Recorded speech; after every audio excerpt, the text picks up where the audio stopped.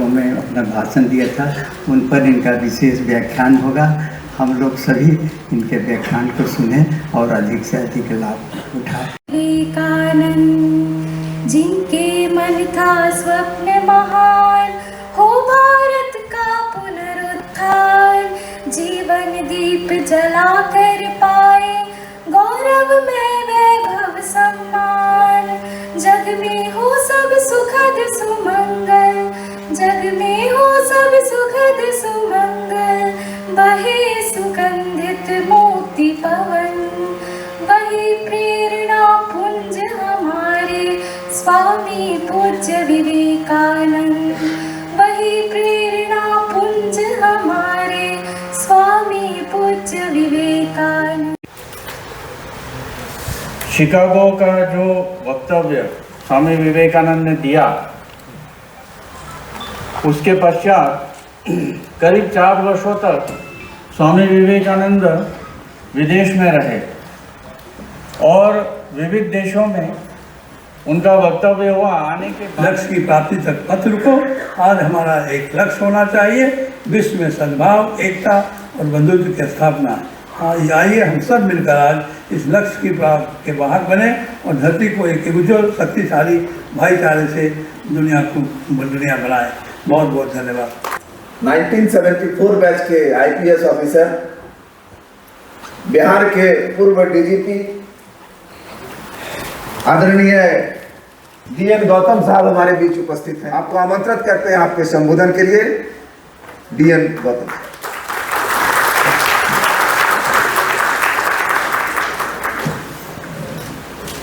उदारतापूर्ण संबोधन के लिए बहुत आभारी हूँ। मुख्य अतिथि बिहार राज्य के महामहिम राज्यपाल आदरणीय श्री आरिफ मोहम्मद खान साहब, विधानसभा अध्यक्ष श्री नंद किशोर यादव जी, हमारे शुभचिंतक डॉक्टर आनंद सिंह,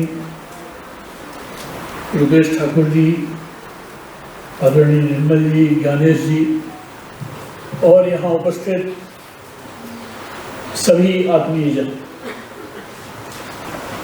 बचपन में हम रामचरितमानस का पाठ किया करते थे।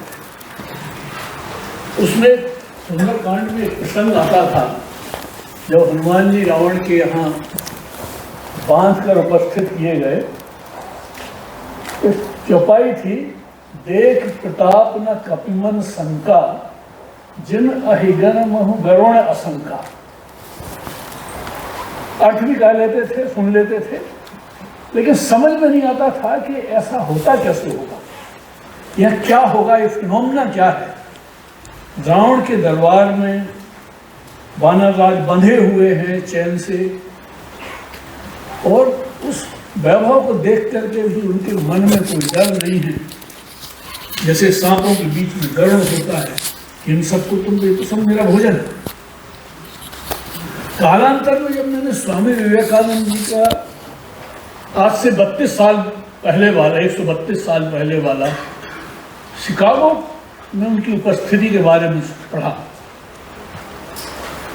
और स्वामी विवेकानंद के व्यक्तित्व को उन्होंने जो कहा वो तो सब लोग पढ़ रहे हैं, देख रहे हैं, समझ भी की कोशिश भी कर रहे हैं, लेकिन वो स्वयं एक संदेश है, इस रूप में मैंने लिया।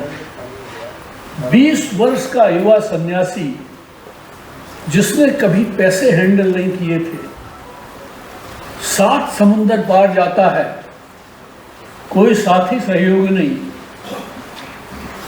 और 2 महीने पहले पहुंच जाता है। जुलाई में पहुंच गए थे, ये सितंबर में हुआ था फंक्शन।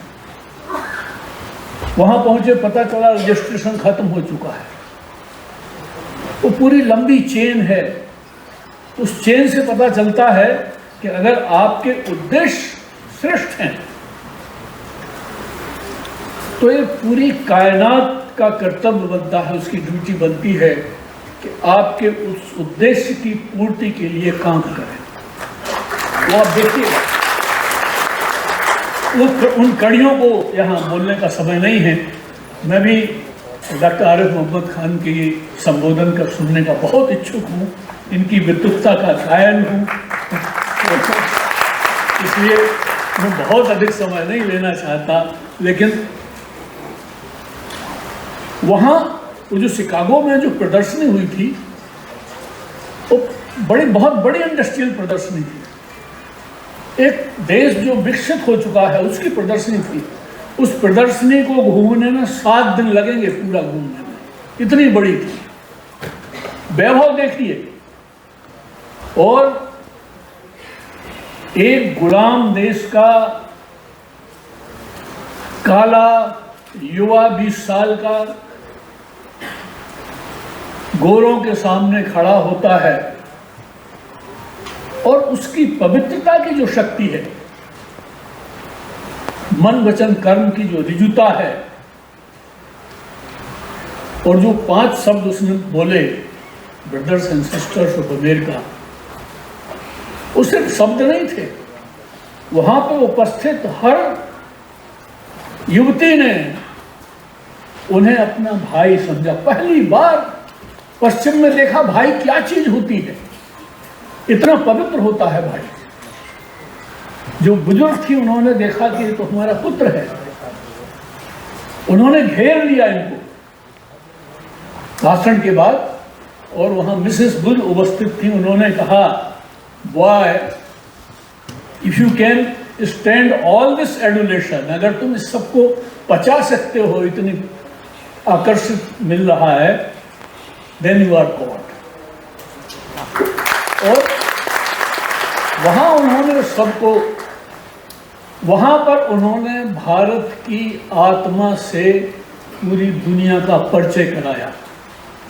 ऐसी आत्मा जिसको आक्रमणकारियों और कब्जाधारियों ने, गुलाम बनाने वालों ने अपने बूटों तले रौंद डाला था। वह आज़ादी की आध्यात्मिक लड़ाई शुरू हुई थी। उससे पहले 1857 में एक लड़ाई शुरू हुई थी। गांधी जी ने इन दोनों को साथ में जोड़ा, राजनीतिक लड़ाई और आध्यात्मिक लड़ाई को साथ में जोड़ा। इसका परिणाम चंपारण आंदोलन में मिला, जब उन्हें वहां सफलता मिली। उसके बाद फिर चीजें थोड़ी गड़बड़ होने लगी। मुझे क्षमा करेंगे इतिहासकार लोग, मैंने बहुत ज़्यादा नहीं पढ़ा लिखा है, मैं तो साइंस का विज्ञान का विद्यार्थी रहा हूँ। उसके बाद लोगों ने 1917 में हुआ था चंपारण आंदोलन, लोगों ने सेंस किया कि अरे यहाँ से तो सत्ता की सुगंध आ रही है, और लोग आ गए वहाँ से। उसके बाद में इस लड़ाई ने आध्यात्मिकता के बजाय सत्ता की लड़ाई के रूप में परिवर्तन शुरू किया। वो यहाँ का विषय नहीं है। स्वामी विवेकानंद का जो शिक्षा थी, उस शिक्षा को लंबे अरसे तक दबाया गया, वह नहीं चल सकी, क्योंकि सत्य और अध्यात्म की लड़ाई चलती रही। ईश्वर की कृपा से आज हम फिर उसकी बात कर रहे हैं। और स्वामी विवेकानंद के अपने व्यक्तित्व को, कृतित्व और वचनों को तो ठीक है, उन्होंने कहा मैंने अपने ग्रंथों से अलावा और कुछ नहीं कहा है, लेकिन उनके व्यक्तित्व 20 वर्ष का युवा, वो मैंने देखा कि हाँ, देख प्रताप न कपिमन शंका क्या होता है। एक बार मुझे यहाँ हाई कोर्ट में जाना था, बुलाहट हुई थी। वहाँ पहुँचने के बाद मुझे लगा भाई चीफ जस्टिस के कोर्ट में जाना है, तो थोड़ी सी मन में होता है ना कि भाई इतने बड़े आदमी। फिर मुझे वो चौपाई याद आई और स्वामी विवेकानंद याद आए। मैंने कहा यार, स्वामी जी ने हमें निडर बनाने के लिए जो इतना किया था, तू सकपका क्यों रहा है यार? आज़ादी, स्वामी जी ने बताया कि आज़ादी क्या चीज़ होती है, उसका स्वाद हमें चखाया। ये आज के समय की ये दूसरी बदकिस्मती है कि लोग पता नहीं सच्चाई से क्यों डरते हैं। नौकरशाही में भी लोग हैं, वो गलत चीज़ों को क्यों मान लेते हैं। स्वामी जी के उस संदेश का क्या होगा? आप क्यों डरते हैं भाई? क्या हो जाएगा? आप जो कुर्सी पर बैठा उसके लिए जिम्मेदार नहीं हैं, आप अगली पीढ़ी के लिए जिम्मेदार हैं, आप भारत देश की आत्मा के लिए जिम्मेदार हैं। और मेरे दिमाग में तो हमेशा ये सवाल रहा। एक बार हमारे डीजीपी साहब ने जब मैं एसपी था, तो किसी बात पर मैं तुम्हें दूंगा। तो उन्होंने मुझसे पूछा, भाई गौतम तुम बड़े अच्छे आदमी थे, गौतम आखिर तुम क्या सोचते हो, क्या चाहते हो? मैंने कहा सर मैं ये सोचता हूँ कि जब मेरे ग्रैंड चिल्ड्रन, यानी मेरे अपने ही नहीं पूरे देश के जो मेरे ग्रैंड चिल्ड्रन होंगे, वो मुझसे सवाल पूछेंगे कि तुमको भगवान ने ये हैसियत बख्शी थी, तुमने उसका निर्वाह कैसे किया, तो मुझे शर्मिंदा ना होना पड़े। मुझे यहाँ आने का मौका मिला, बहुत बहुत धन्यवाद, आभारी हूँ। आज विश्व बंधुत्व दिवस के अवसर पर आयोजित इस कार्यक्रम में मंच पर विराजमान बिहार के राज्यपाल परम आदरणीय आरिफ मोहम्मद खान साहब, प्रसिद्ध चिकित्सक पद्मश्री डॉक्टर आनंद सिंह जी, पूर्व आरसी महानिदेशक श्री डी.एन. गौतम जी, श्री रुकेश माथुर जी, श्री निर्मल कुमार श्रीवास्तव जी, श्री ज्ञानेश्वर शर्मा जी और मंच के संचालक श्री अजीत मिश्रा जी, सभागार में उपस्थित सभी सम्मानित भाइयों बहनों, मेरी तो दुविधा मुझे उत्पन्न हो गई है मेरे मन में। बड़े बड़े विद्वानों के बीच में मैं कहाँ गया।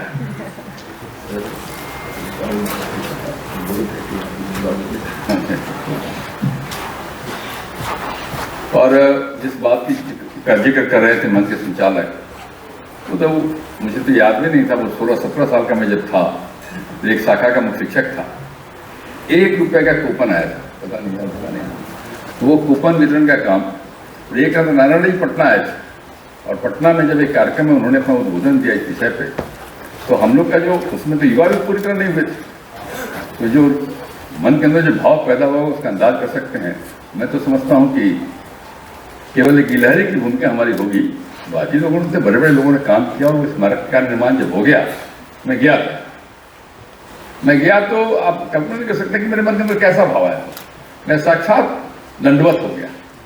तो बीती बात है, आज जब हम सब लोग यहाँ इकट्ठे हुए हैं और बात कर रहे हैं विश्व बंधुत्व दिवस की, तो ये जो अमर संदेश है स्वामी विवेकानंद जी का, मानवता को भाईचारे, सहअस्तित्व, सार्वभौमिक सद्भाव का जो मार्ग उन्होंने दिखाया है, उसके बारे में आज चर्चा करने के इकट्ठे हुए हैं। जब हम 21वीं सदी के परिप्रेक्ष्य में विश्व बंधुत्व दिवस मना रहे हैं, तो यह केवल स्मरण का अवसर नहीं है, बल्कि आत्ममंथन संकल्प का अवसर भी है। आधुनिक वैश्विक चुनौतियां हमारे सामने अनेक जटिल प्रश्न खड़े कर रही हैं। हम चाहे जितनी बात करें, क्योंकि बदलते हुए परिवेश में हम अगर इन बातों का विचार नहीं करेंगे तो शायद ये सार्थक नहीं हो पाएगा।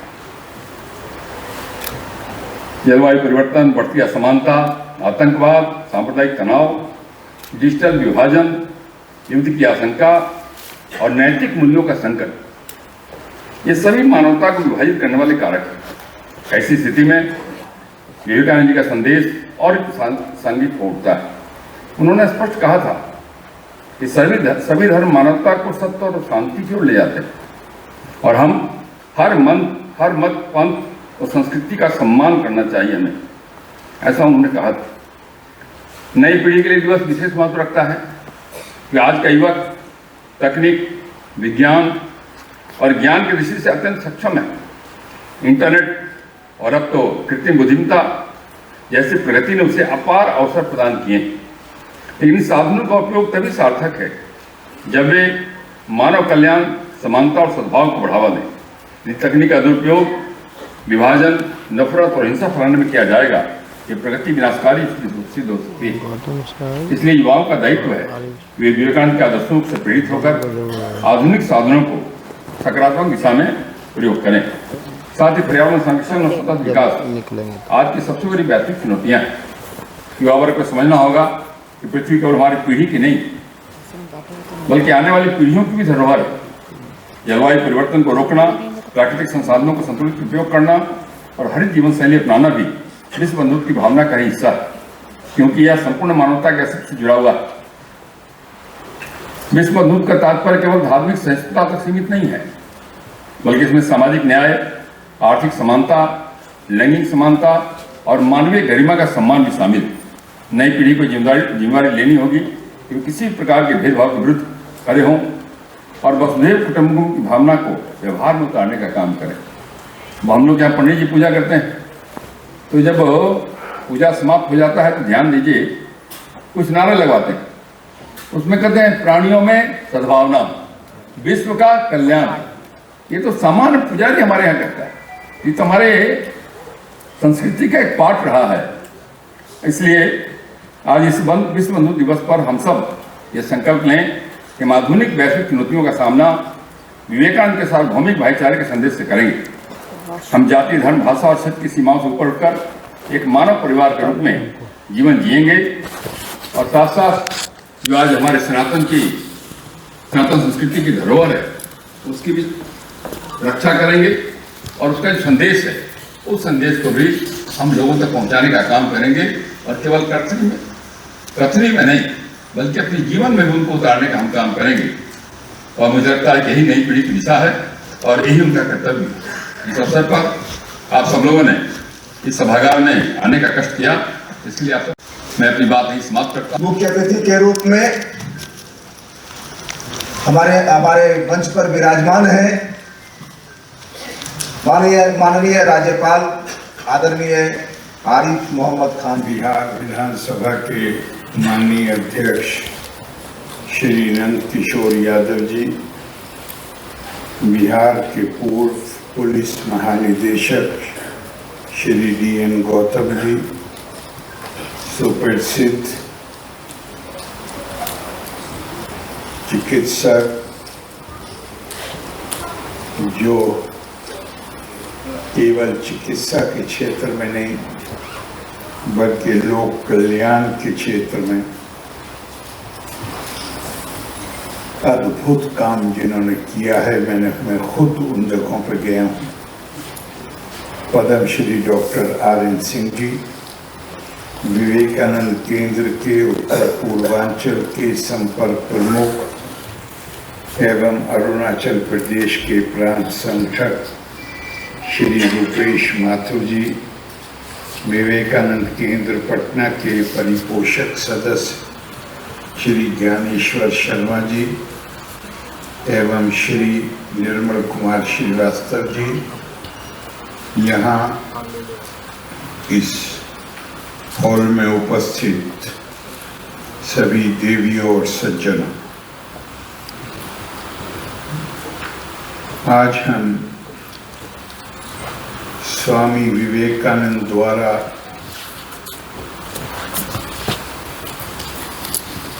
विश्व वर्ल्ड पार्लियामेंट ऑफ रिलीजन में उनके द्वारा दिया गया भाषण, उसके परिप्रेक्ष्य में विश्व बंधुत्व दिवस मनाने के लिए यहाँ जमा हुई। मैं अपने आप से सवाल करता हूँ कि हम बहुत लोग, मैं भी उनमें शामिल हूँ, हम बहुत जगह लोगों को से बात करते हैं, उद्बोधन करते हैं, भाषण देते हैं, लेकिन मैंने इतिहास में कोई ऐसा संदर्भ नहीं पढ़ा जहाँ भाषण का पहला वाक्य भी पूरा न हुआ हो, केवल सिस्टर्स एंड ब्रदर्स, केवल बहनों और भाइयों और जिस देश के हैं उस देश का नाम लिया गया और सारे हमें रिकॉर्ड बताते हैं कि पूरा हॉल उठ के खड़ा हो गया और लगभग 4-5 मिनट तक लोगों ने, जिसे स्टैंडिंग ओवेशन कहते हैं, स्वामी जी का अभिनंदन तालियां बजाकर किया। अभी उन्होंने कोई वाक्य तो कहा ही नहीं। तो ये अपने आप से सवाल करने की जरूरत है कि आखिर क्या जादू था उनकी वाणी में कि सब लोग उठ के खड़े हो गए उस सम्मेलन में जहां वो विधिवत तौर पर अपना रजिस्ट्रेशन भी नहीं करा सके थे। किसी और प्रतिनिधि ने ये सिफारिश की थी कि मेरे टाइम से समय काट कर इनको दे दिया जाए। इस पर गौर करना चाहिए ना। अब तो अभी वाक्य कहा ही नहीं है कोई भी, और इतना स्वागत, इतना अभिनंदन। तो इस संदर्भ में शायद हमारी बात समझ में आ जाएगी। जब स्वामी जी शिकागो जा रहे थे तो आशीर्वाद लेने के लिए माँ शारदा देवी, जो परमहंस रामकृष्ण की पत्नी थी, उनसे आशीर्वाद लेने के लिए उनके घर गए। उन्होंने समय दिया, और जब स्वामी जी वहां पहुंचे तो माँ सब्जी की एक छोटी सी टोकरी उनके सामने रखी थी, और जैसे ही स्वामी जी पहुंचे, इससे पहले कि वो बैठें, माँ ने उनसे कहा कि नरेंद्र, जरा रसोई तक जाओ, वहां पर चाकू रखा हुआ है, वो लाके मुझे दे दो। लेकिन आभास ये दिया कि जैसे मुझे ये सब्जी काटनी है, तो तुम जाके वो चाकू उठा लाओ। स्वामी जी गए, चाकू लेकर आए, और चाकू का जो लकड़ी का हिस्सा होता है उसको आगे किया, और तेज चाकू था, धार वाला हिस्सा अपने हाथ में लिया और लकड़ी वाला हिस्सा आगे किया माँ की तरफ। माँ ने चाकू हाथ में लिया, लकड़ी वाले हिस्से को पकड़ा और कहा, नरेंद्र, मुझे कोई सब्जी नहीं काटनी, मैं केवल ये देखना चाहती थी कि तुम धर्म की संसद में जा रहे हो, भारतीय धर्म या दर्शन का प्रचार करने जा रहे हो। मैं ये देखना चाहती थी कि वो प्रचार करने की योग्यता तुम्हारे अंदर पैदा हुई है या नहीं।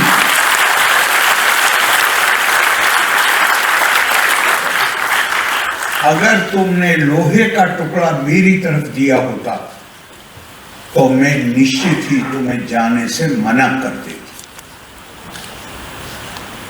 तुम धर्म का अर्थ समझते हो। सर्वशास्त्र पुराणेषु व्यासस्य वचनम ध्रुवम करोपकारस्तु पुण्याय पापाय परपीड़नम। तुम दूसरे को खतरे में नहीं डालना चाहते हो, खतरे को खुद लेना चाहते हो, दूसरे को सुरक्षित रखना चाहते हो, इसलिए मैं तुम्हें इजाजत दे रही हूं और आशीर्वाद दे रही हूं कि तुम जाओ। अब ये इससे बड़ा भारी हमें सबक मिलता है। एक चीज होती है विचार, दर्शन, ग्रंथ, धर्म में शब्द यूज नहीं करूंगा इसलिए कि धर्म का हमने गलत अनुवाद स्वीकार कर लिया। धर्म रिलीजन नहीं होता है। धर्म सभ्य आचरण को कहते हैं,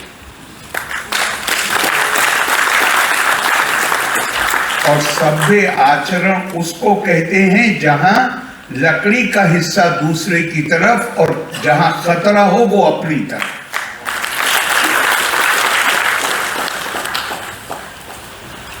तो एक होता है विचार।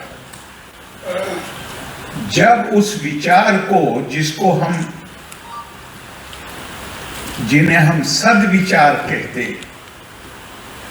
जब हम उन्हें आचार में उतार लें, उसके बाद ही हमें प्रचार करने का अधिकार मिलता है। स्वामी जी के शब्दों में दिल से जो बात निकलती है असर रखती है, पर नहीं ताकते परवाज मगर रखती है। स्वामी जी के केवल 2 शब्दों ने पूरे माहौल को गरमा दिया, क्योंकि स्वामी जी के शब्दों के पीछे आचार की शक्ति थी। उन्होंने वो केवल शब्द नहीं सीखे थे, केवल पुस्तकीय ज्ञान नहीं था उनका, उन्होंने उसको आचार में उतारा था, आत्मसात किया था, उसके अनुसार उनका जीवन था। असर होना ही है फिर उनकी बात में।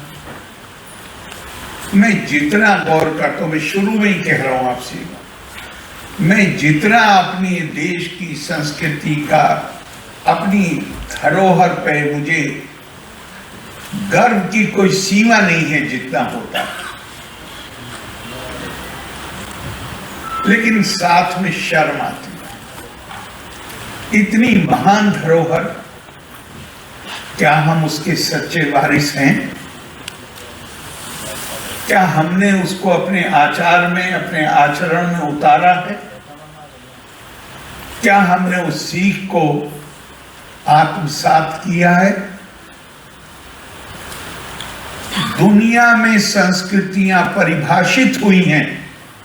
झगड़े का विश्व बंधुत्व की जरूरत क्यों है भाई?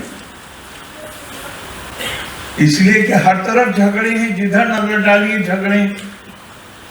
और हद यह है कि हम विश्व बंधुत्व कह रहे हैं, भाइयों में भी झगड़े। तो इसकी जरूरत क्या है? भाइयों में झगड़ा कब होता है?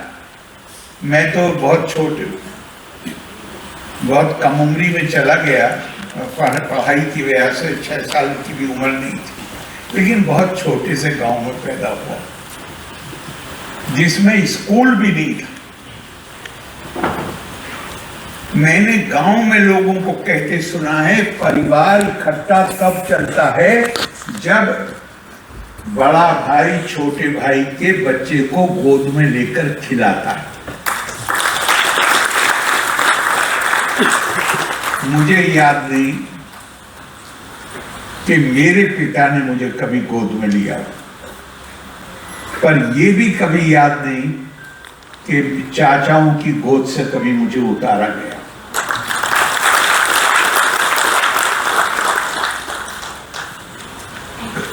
झगड़ा होता कब है? बंधुत्व की जरूरत क्यों है? जहां मेरे मन में यह भावना आ जाए कि मैं आपसे श्रेष्ठ हूं। मानव के अंदर सारी साधु प्रवृत्तियां भी हैं और असाधु प्रवृत्तियां। मानवीय प्रवृत्ति का हिस्सा है कि मैं लोगों पर अपना असर बना करता,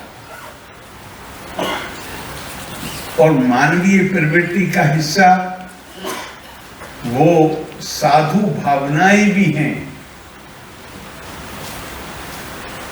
दोनों दबी हुई हैं। तो मैं आपसे निवेदन कर रहा था कि दुनिया में झगड़े क्यों हैं?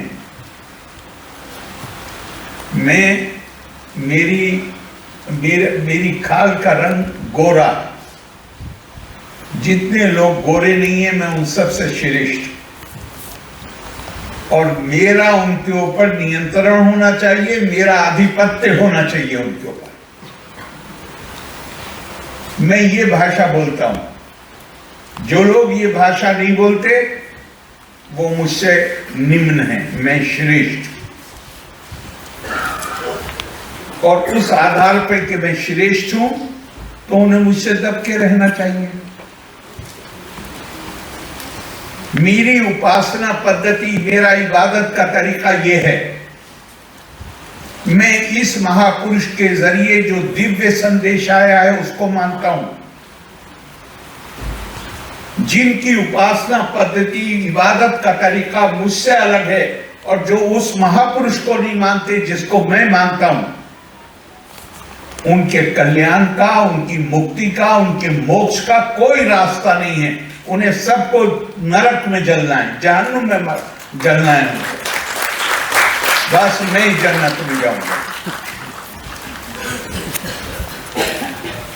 मैं अगर व्यभिचार कर रहा हूं, मेरे अंदर अगर मैं बुरे काम कर रहा हूं, तो भी मुझसे कहा जाएगा कि नहीं, थोड़े वक्त के लिए सजा मिल सकती है, लेकिन जाओगे जन्नत, स्वर्ग में जाओ। और जिन्होंने इस तरह नहीं माना, वो चाहे जितने अच्छे काम कर ले इस दुनिया में, उन्हें तो नरक में ही जलना पड़ेगा। दुनिया में उन्हें कुछ रिवॉर्ड मिल जाएगा। दुनिया ने पहली बार स्वामी विवेकानंद का 1893 है, 1893। मैं तो कभी कभी मुझे लगता है शायद उस भाषण की जो प्रतिध्वनि थी वो कहीं काम कर रही थी कि दुनिया ने पहली बार 1948 में पहली बार 2 महायुद्धों की जो खून खराबा था, उससे गुजरने के बाद 1948 में दुनिया ने पहली बार स्वीकार किया और ये माना कि इसके अलावा कोई और रास्ता नहीं है। जहां उन्होंने ये माना कि मानव के नाते प्रतिष्ठा का अधिकारी है। इससे पहले ये सोच नहीं थी, मैं गोरा हूं, मैं हूं प्रतिष्ठा का अधिकारी, इसके अलावा कोई नहीं। मैं फला उपासना पद्धति को मानता हूं, केवल इज्जत मेरे लिए है, किसी और के लिए नहीं है। मैं ये भाषा बोलता हूं, मैं बड़ा हूं।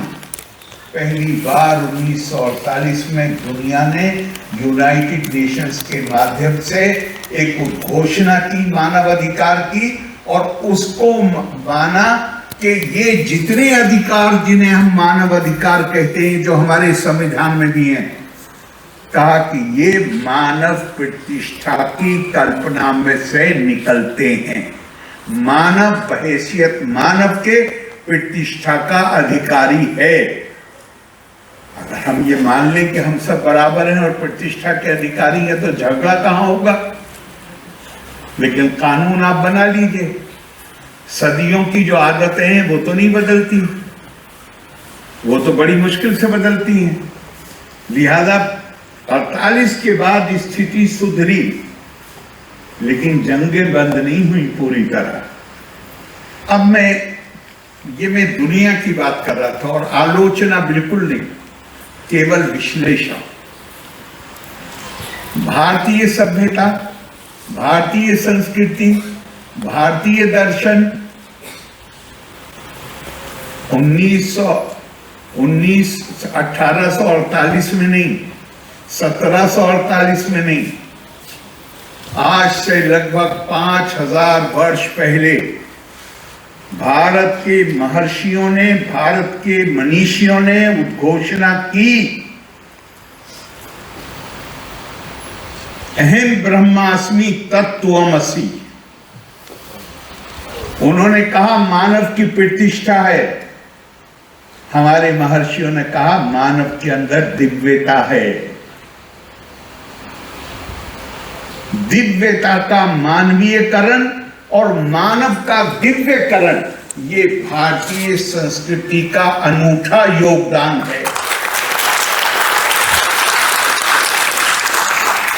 शंकराचार्य का अद्भुत कार्य ये नहीं है कि 4 मठ बनाए, बिल्डिंगों से कुछ नहीं होता।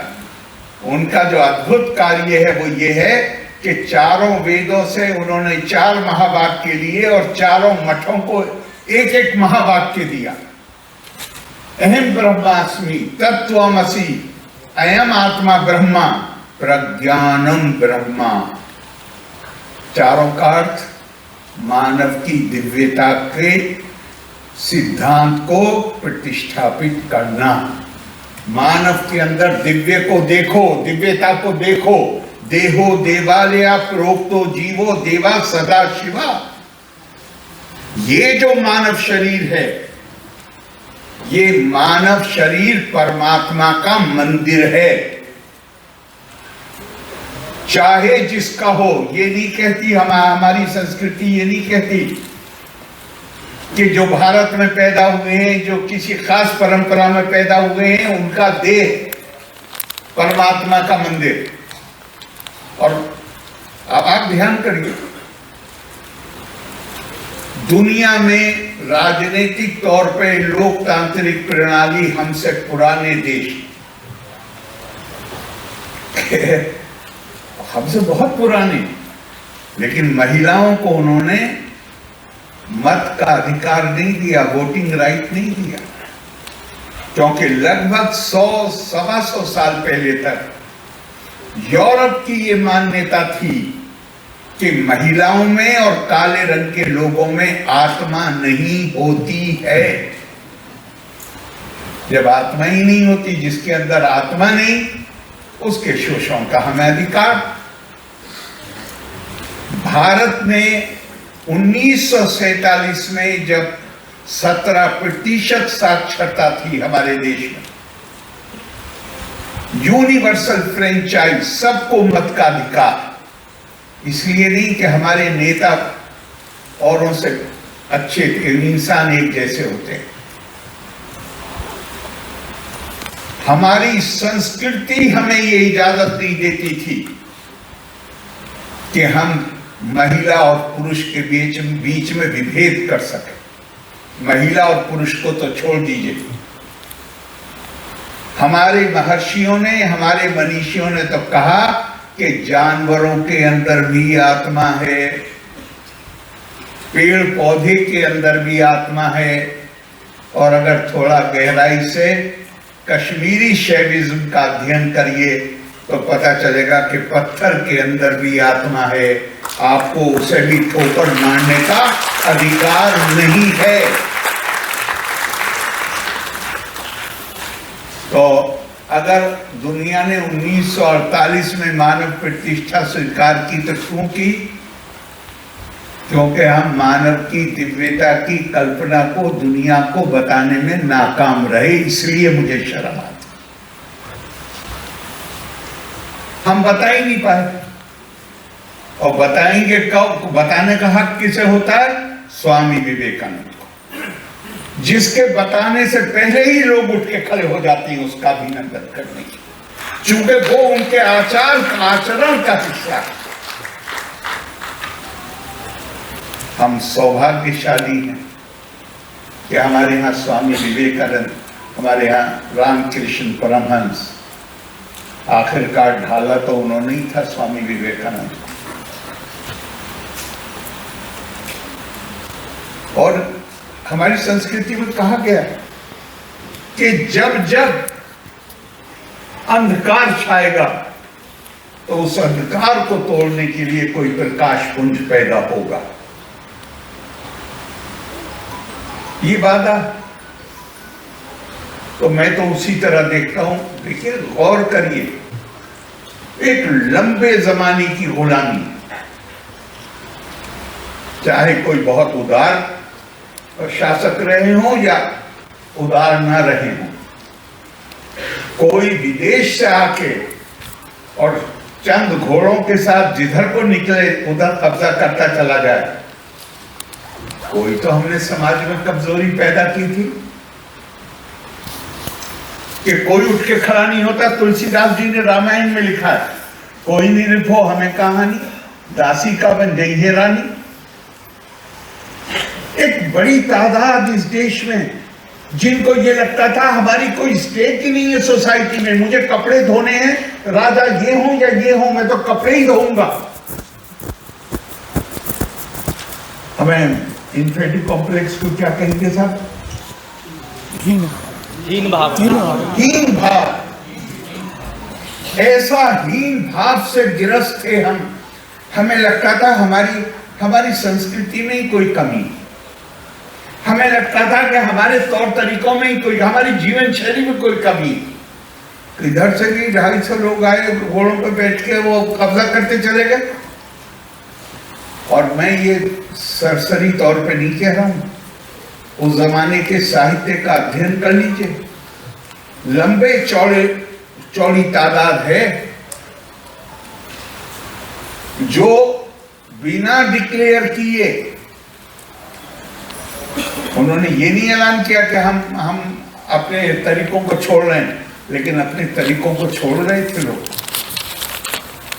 ऐसे समय में जब हम हीन भाव से गिरफ्त थे, हमारी मनोदशा उससे और खराब स्थिति नहीं हो सकती।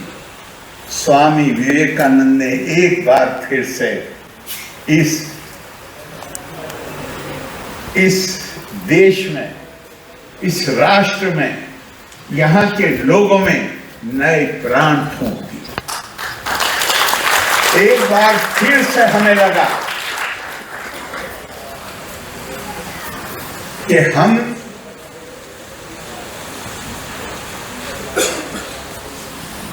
हमारे पास, स्वामी विवेकानंद एक बात बार बार कहा करते थे, भारत के पास दुनिया को देने के लिए एक संदेश। एक बार नहीं कहा है उन्होंने, पता नहीं कितनी बार कहा है, भारत को दुनिया को देने के लिए एक संदेश। उसका मतलब क्या है? पूरी दुनिया छोटे छोटे टुकड़ों में बटी हुई है। सार्वभौमिक कल्पना केवल और केवल भारतीय संस्कृति और दर्शन की सार्वभौमिक कल्पना है। अयम निपरो वेति गणना लघु चेता साम उदार चरिता नाम तो वसुदेव कुटुंबकम। ये अकेली संस्कृति है जो पूरी दुनिया, जिसमें एको ब्रह्मा द्वितीय नास्ति, सारा झगड़ा जो होता है वो होता है दूसरे का, जिसे मैं दूसरा मानूं। दूसरा है अरबी का एक शेर, कहावत, लोग उस चीज के दुश्मन बन जाते हैं जिसे वो दूसरा मानते हैं। भगवान कृष्ण ने कहा द्वित यादा भय भक्ति, जो दूसरा होगा उससे मन में डर लगता है। तो हमारी संस्कृति में क्या गया है? दूसरा तो कोई है ही नहीं।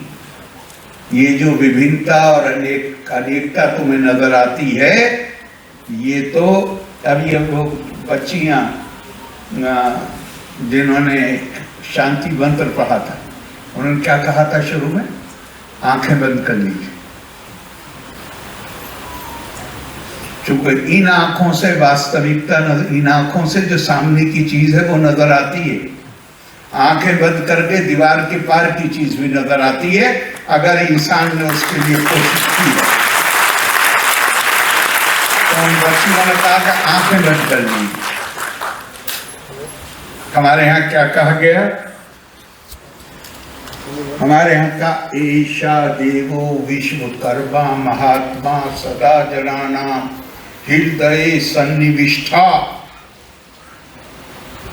हृदय मनीषा मनसा अभिक्लिरप्तो या एतद् विदु ते अमृता भवन्ति। वो जो विश्वकर्मा है, महात्मा है, जिसने हमारी सबकी रचना की है, वो हम में से हर किसी के हृदय में निवास करता है।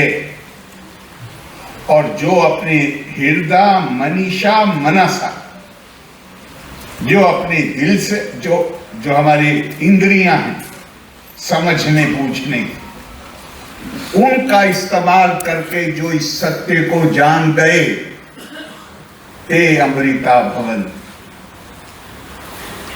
आखिर जीवन का उद्देश्य हमारी संस्कृति के मुताबिक मुक्ति पाना है, मोक्ष पाना है। करें जो सिर्फ ये जान गए जिंदा रहते हुए वो मुक्ति पा गए।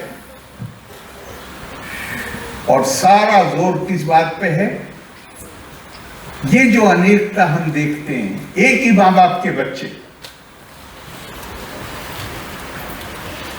कपड़ों के रंग अलग पसंद है, खाना अलग पसंद है, उपासना भी अलग अलग है। एक भाई जाएगा हनुमान जी के मंदिर, एक भाई जाएगा शिव जी के मंदिर, वो भी अलग अलग है। तो क्या क्या कहा भाई चंद्र? कहा इसका स्वामी विवेकानंद का तो सारा ऐसे लगता है ज्यादातर उन्होंने अपना समय इसमें लगाया। कहते हैं सिस्टर निवेदिता को अपने खत में लिखते हैं, कहते हैं माई mission can be explained in simple words. मेरे जीवन का उद्देश्य बहुत ही आसान शब्दों में मैं उसे बता सकता हूं। I want to teach unto mankind. He does not say that I want to teach unto Indians. I want to teach unto Hindus. नहीं. I want to teach unto mankind their divinity and its manifestation in all movements of life. मैं मानव को उसकी दिव्यता बताना चाहता हूं और मैं चाहता हूं कि उसकी अंदर जो दिव्यता है उसकी अभिव्यक्ति उसके हर काम में होनी चाहिए। तो हमारी संस्कृति कहती ये नैसर्गिक कानून है, प्राकृतिक है ये विभिन्नता,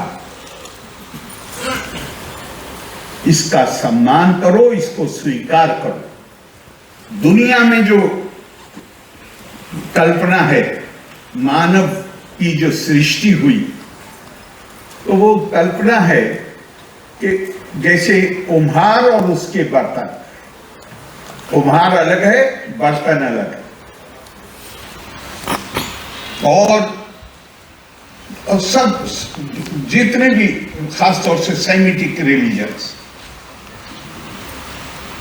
प्रभु ने फैसला किया कि मुझे मानव की रचना करनी है। हम भी मानते हैं 5 एलिमेंट वगैरह वगैरह, लेकिन भारत में क्या कहा गया?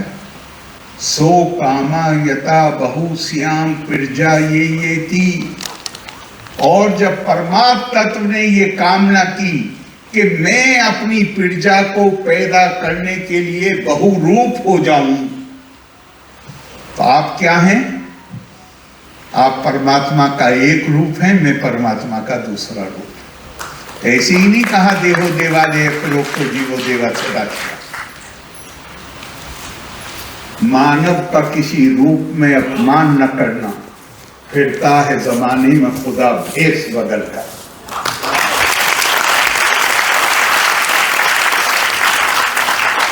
जब स्वामी विवेकानंद कहते थे भारत के पास एक संदेश, तो कुछ और संदेश नहीं, इसी संदेश की बात करते थे कि भारत ही की संस्कृति ऐसी संस्कृति है जो हर किसी में दिव्यता देखती है, और अगर दिव्यता देखेगी तो प्रतिष्ठा तो खुद ब खुद आएगी। मंदिर पे जाके मैं धूल तो फेंकूंगा नहीं, फूल ही चढ़ाऊंगा, फिर तो आपके जितने मानव अधिकार हैं वो खुद ब खुद सुनिश्चित हो जाते हैं। तो इसका आदर करना, सम्मान कर। अभी मुझे इतना अच्छा लगा, हम इतनी सारी किताबों का से रेफरेंसेस लेके और आपको बात बताते, हमारे स्पीकर साहब ने घर पर लगाए जाने वाले 2 नारे सारी बात कहती है, सारी बात कहती। तो सम्मान, स्वीकार्यता। हमारे मुरारी बापू हैं गुजरात के, बहुत प्रसिद्ध हैं कथावाचक। एक बार लंदन में कथा थी, मुझे फोन किया, अरे मैं पिछले 20-25 साल से लगभग साल में एक बार तो जरूरी है उनके आश्रम में जाना, और वो वहाँ पे वो 3 दिन खुद नहीं बोलते हैं, औरों को बुलाते हैं कि आप आते हैं भाषण दीजिए। और गुजरात की बिल्कुल एलीट इकट्ठी होती है वहाँ, 400-500 लोग।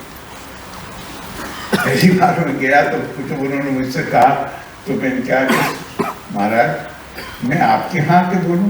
बोले नहीं आरिफ साहब मैं तो मौन रहता हूँ 3 दिन तक, मैं तो बोलता ही नहीं, आप ही को बोलना है, और आपके साथ लोग हैं उनको बोलना है। तो वहाँ से मैंने वहाँ कुछ बोला होगा, तो उसका कोई वीडियो होगा, तो उन्होंने कथा के दूसरे या तीसरे दिन मुझे फ़ोन किया कि आरिफ साहब हमारे लोग यहाँ बहुत कह रहे हैं कि आप आ सकते हैं कभी। अरे मैंने क्या, जहाँ आप कहेंगे वहाँ जाओ। तो मैं चला, मैंने अपने कानों सुनो बोल के कुछ सुना। उन्होंने एक वाक्य कहा, वो खालिस और खालिस उसमें भारतीय दर्शन की आत्मा झलकती। उन्होंने कहा, मैं किसी को सुधारने नहीं आया हूं, मैं सबको जैसे हैं वैसे स्वीकार करने आया। ये केवल भारतीय दृष्टिकोण, वरना हर आदमी इंस्पेक्टर बना घूमता है कि मुझे दूसरों को सुधारना। अरे बिल्कुल आप सुधार सकते हैं, अपने जीवन को उदाहरण बना दीजिए। अगर आप कामयाब हैं, लोग खुद ब खुद, यदि हिया हम ना बरतेयम जातु कर्मण्य तंदिरता, वो भगवान कृष्ण अर्जुन से कह रहे हैं, अगर मैं हर वक्त में व्यस्त ना रहूं काम में, और मैं आलसी हो जाऊं, तो लोग चूंकि मुझे आदर्श मानते हैं तो लोग भी आलसी हो जाएंगे और दुनिया का बड़ा भारी नुकसान हो जाएगा। मम वर्तमान वर्तन्ते मनुष्य पार्थ सर्वश। अपने आप अपना आदर्श प्रस्तुत कीजिए। महात्मा गांधी कहते थे, my life is my example. आदर्श प्रस्तुत कीजिए। तो हमारे लिए जो जैसा है वैसा ही स्वीकार्य है, इसलिए कि वो उसी रूप में परमात्मा की अभिव्यक्ति है। सो कामा यथा बहुश्याम परिजायेति थी। लेकिन हमारी संस्कृति इससे आगे बढ़ के एक बात कहती है, उसके बाद मैंने समय पहले ही मैं जानता हूँ ज्यादा ले लिया होगा, कितना ज्यादा ले लिया। पॉलिटिकल बैकग्राउंड होने की एक कठिनाई ये है कि अगर आप रोकेंगे नहीं तो पता नहीं, बोलते ही रहेंगे। तो आदर करो, सम्मान करो, स्वीकार करो, हर किसी को सही जानो। स्वामी विवेकानंद ने श्लोक पढ़ा शिकागो में, रुचि नाम वैचित्रिया दिलजु कुटिल नाना पद्यशाम निर्णामे को गम्यस्तमसी पैसा बढ़ना भी। फिर कहा लोगों से कि हम भारत के लोग 35 करोड़ 200 जनसंख्या होगी, हम अपने दिनचर्या का प्रारंभ करते हैं इस प्रार्थना के साथ, प्रभु जैसे विभिन्न नदी नाले अपने अपने स्रोतों से निकलकर उल्टे टेढ़े सीधे रास्ते लेकर समुद्र में लीन हो जाते हैं, प्रभु हम इंसान भी अपनी अपनी प्रवृत्ति के अनुसार विभिन्न रास्ते लेते हुए तुझी में लीन हो जाते हैं। हमारे यहाँ उसके लिए स्वीकृति है, उसके लिए सम्मान है, लेकिन कहा यहाँ रुको मत। अपनी दोनों आंखों को, जैसे बच्चियों ने भी कहा था, उनका अपनी दोनों आंखों को बंद करके तीसरी आंख को विकसित करने की कोशिश करो। मनसा एवा इदम आपका व्ययम नेहा नाना अस्ति किंचना मृत्यो सा मृत्युं गच्छति या इहा नानेवा पश्यति। ये जो सामने से तुम्हें विभिन्नता नजर आ रही है, इसका सम्मान, इसको स्वीकार करो, लेकिन इसको वास्तविक मत समझो। वास्तविकता तो वो है जो आत्मा जिसको हम नहीं देख पाते, परमात्मा जीव आत्मा के रूप में हमारे अंदर है और हम सब उस आत्मा के बंधन से बंधे हुए हैं। और कहा कि जो कोई इस अनेकता को, फिर दोहरा रहा हूं, जिसका सम्मान करना है, स्वीकार करना है, लेकिन जो इसे वास्तविक समझेगा और उस आत्मिक बंधन को महसूस नहीं करेगा, वो मृत्यु से मृत्यु में यात्रा करता रहेगा, उसे मुक्ति प्राप्त नहीं होगी। अगर हमें ये चीज अपने अंदर हम आत्मसात करें, हम वाकई में दुनिया को रास्ता दिखा सकते हैं, दुनिया को वो संदेश दे सकते हैं जो स्वामी विवेकानंद बार बार कहते थे, भारत के पास एक संदेश है दुनिया को देने के लिए। मुझे पूरा विश्वास है कि हम फिर जो स्वामी जी ने हमारे अंदर एक नया आत्मविश्वास और आत्मसम्मान का भाव पैदा किया अपनी संस्कृति के लिए, अपने दर्शन के लिए, हम उसको, हमारे प्रधानमंत्री पंचकरण कहते हैं, अपनी संस्कृति को समझिए, समझेंगे तो आपको उस पर गौरव का अनुभव होगा। वो हो सके इसी कामना के साथ प्रतिवाद कर